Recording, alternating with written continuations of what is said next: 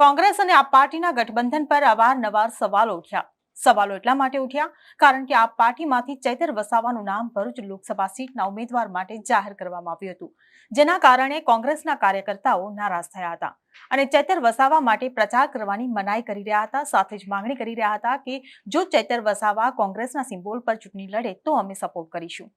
આ જે નારાજગી હતી તેને હવે પૂર્ણ વિરામ લાગી ગયું છે. શું છે સમગ્ર મામલો જાણીશું આ વિડીયોમાં. નમસ્કાર, હું હિરલ પરમાર અને આપ જોઈ રહ્યા છો નિર્ભય ન્યૂઝ.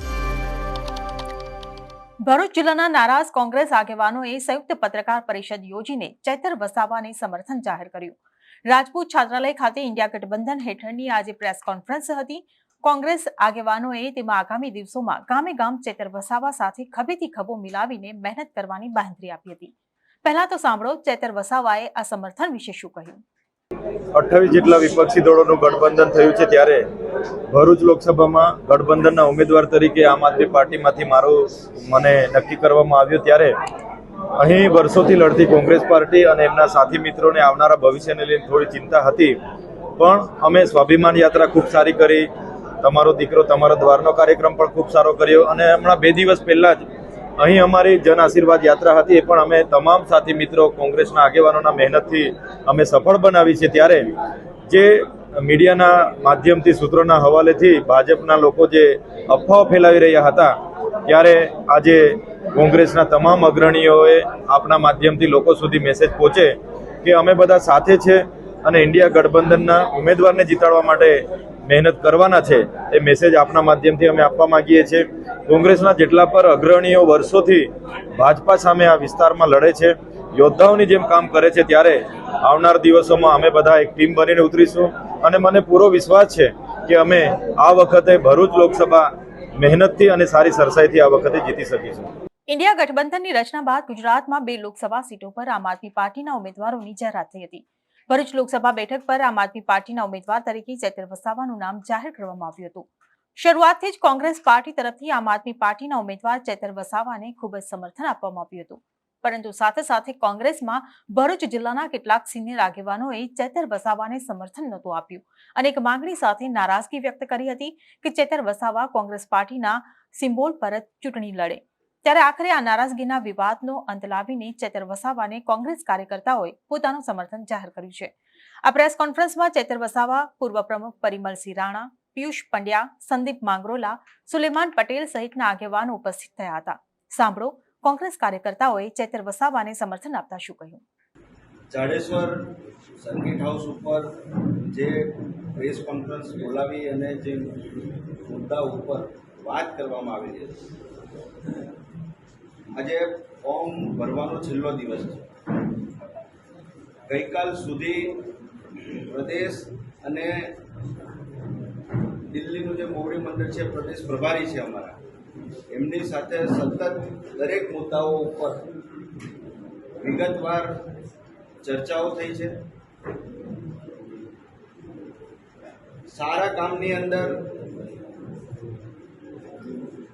ભોગ આપવો પડતો હોય છે અને ગઠબંધનનો મૂળભૂત જે નિયમ છે, એ ગઠબંધનનો જે મૂળભૂત નિયમ છે એની અંદર સમગ્ર રાષ્ટ્રનું હિતને ધ્યાનમાં રાખીને જે પ્રમાણે આજની ભરૂચ રાજપૂત છાત્રાલય ખાતે કોંગ્રેસના વરિષ્ઠ આગેવાન કાર્યકર્તાઓની પ્રેસ કોન્ફરન્સ યોજવામાં આવેલી હતી.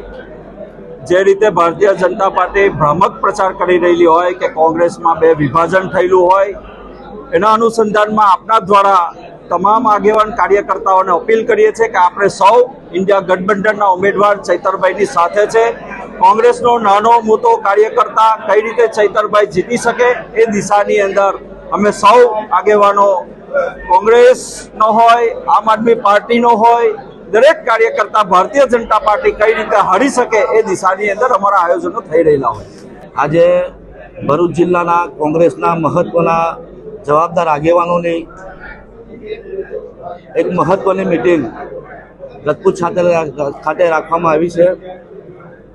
કેટલાય સમયથી એક એવો મેસેજ હતો કે કોંગ્રેસમાં આ એલાયન્સ થવાથી વિરોધ છે અને સ્વાભાવિકપણે આ સીટ એલાયન્સમાં આપવાથી કોંગ્રેસના આગેવાનો નારાજ જરૂર હતા, પણ અમારો હાઈકમાન્ડનું ડિસિઝન હતું અને પ્રદેશના સંકલનથી અમારા કેટલાક પ્રશ્નો હતા અને એને પ્રદેશ સમિતિ સમક્ષ રજૂ કરી અને અમારા કુટુંબ પરિવારના જે પ્રશ્નો હતા એનું સુખદ નિરાકરણ આવેલું છે. અને ગઈકાલે ચૈતરભાઈએ જે ફોર્મ રજૂ કર્યું છે, હવે પ્રચારનો સમય તો હવે શરૂ થાય છે. ચૈતરભાઈએ એમની સ્વાભિમાન યાત્રા પણ કરેલી હતી.